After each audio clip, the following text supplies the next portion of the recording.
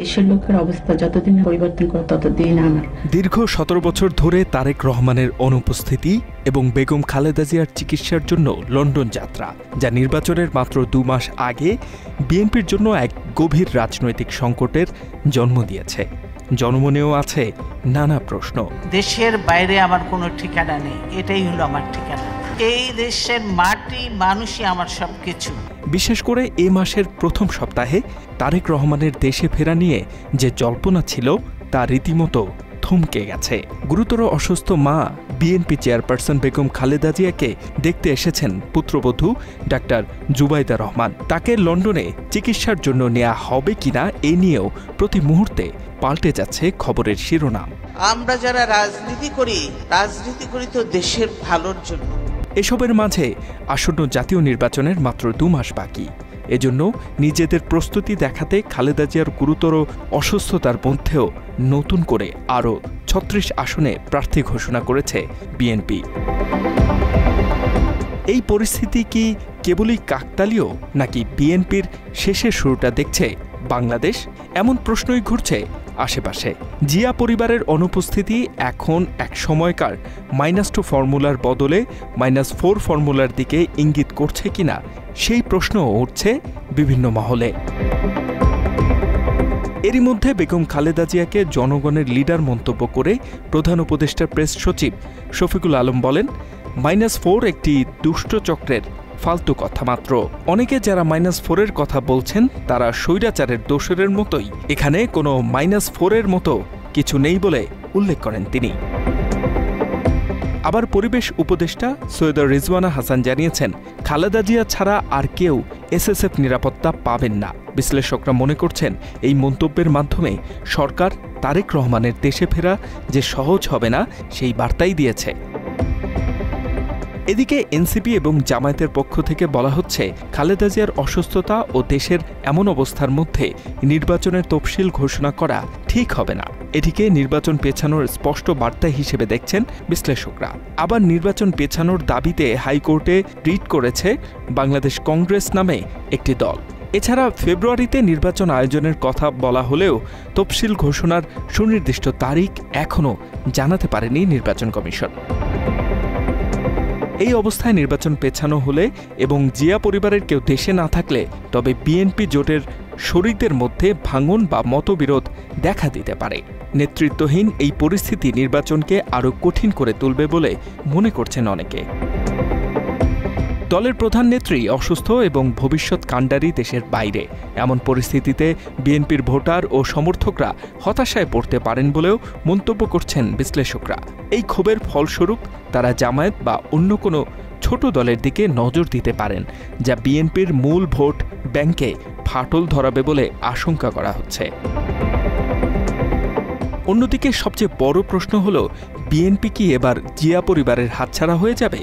কারণ খালেদা জিয়া বিদেশে চলে গেলে মাঠের রাজনীতিতে যে বিশাল শূন্যতা তৈরি হবে, তাতে দলের ভেতরকার প্রভাবশালী গোষ্ঠী বা নতুন নেতৃত্ব উঠে আসতে পারে।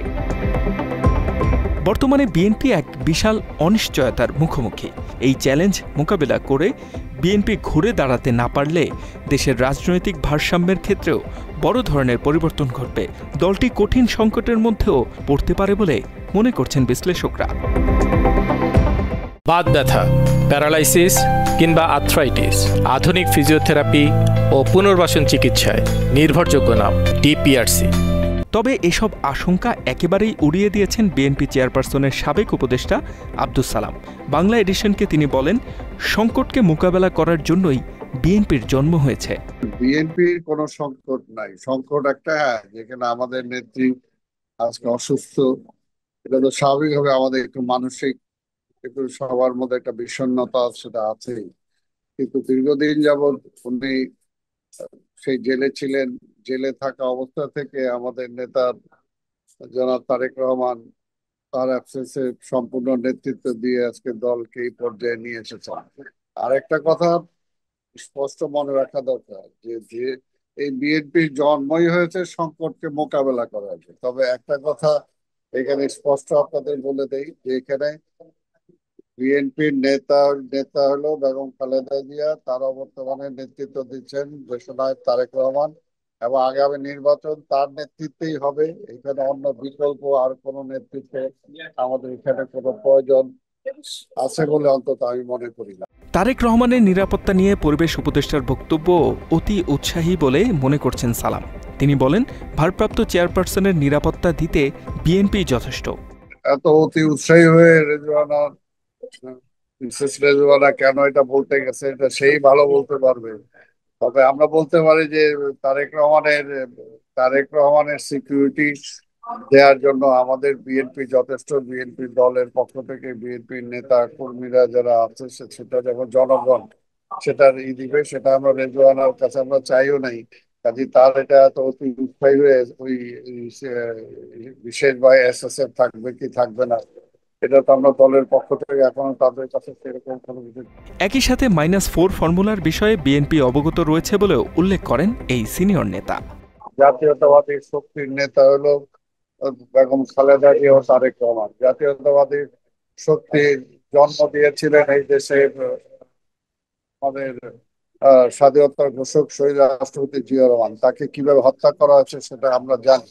এবং বেগম খালেদা জিয়াকে হত্যা করার চেষ্টা করা হয়েছে, তারেক রহমানকে হত্যা করার চেষ্টা করা হয়েছে, সেগুলো তো আমাদের সব জানা আছে। কাজে এগুলো জেনে শুনেই আজকে তারেক রহমান এই কারণে দেশে কখন আসবেন বা কিভাবে থাকবেন, কি থাকবেন না থাকবেন সেই সমস্ত ব্যাপারে তো আমাদের অবশ্যই তার সিকিউরিটি সহ তার অন্যান্য বিষয় তো আমাদেরকে চিন্তার মধ্যে আমাদেরকে রাখতেই হয়।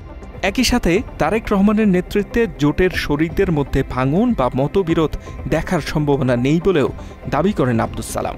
দীর্ঘদিন যাবতই তো আমাদের নেত্রী বেগম খালেদা জিয়া জেলে ছিলেন, অসুস্থ ছিলেন। তার অবর্তমানে তো সকল নেতৃত্ব আমাদের নেতা তারেক রহমানের নেতৃত্বে দেশ দল চলেছে এবং জোট চলেছে, কখনো কোনো সমস্যা হয়নি। কাজে এখানে বেগম খালেদা জিয়া আজকে হয়তো দেশের বাইরে যেতে পারেন, কিন্তু তারেক রহমান তো অলওয়েজ অলওয়েজ উইথ কানেক্টিং আমাদের সাথে আছে। কাজে এখানে নেতৃত্বের কোনো গ্যাপ নাই। কাজে এখানে যে সেটা জোটের মধ্যে প্রভাব ফেলবে এমন কোনো অবস্থার সৃষ্টি হয় নাই। তিনি বলেন, বাংলাদেশের মানুষ রাজনীতি নিয়ে অনেক সচেতন। দেশের বর্তমান পরিস্থিতিতে ভবিষ্যতে কোন দল ক্ষমতায় আসবে তা এরই মধ্যে সিদ্ধান্ত নিয়ে ফেলেছে সাধারণ মানুষ। কারণ বাংলাদেশের মানুষ অনেক রাজনৈতিক সচেতন এবং তারা সবসময় এটা প্রমাণ দিয়েছে যে তারা কখনো ভুল করে না, সিদ্ধান্ত নিতে কখনো ভুল করে না। 69-এ ভুল করে নাই, 70-এ ভুল করে নাই, 71-এ ভুল করে নাই, 75-এ ভুল করে নাই, তারপরে 90-এ ভুল করে নাই, আজকে 24-এ ভুল করে নাই।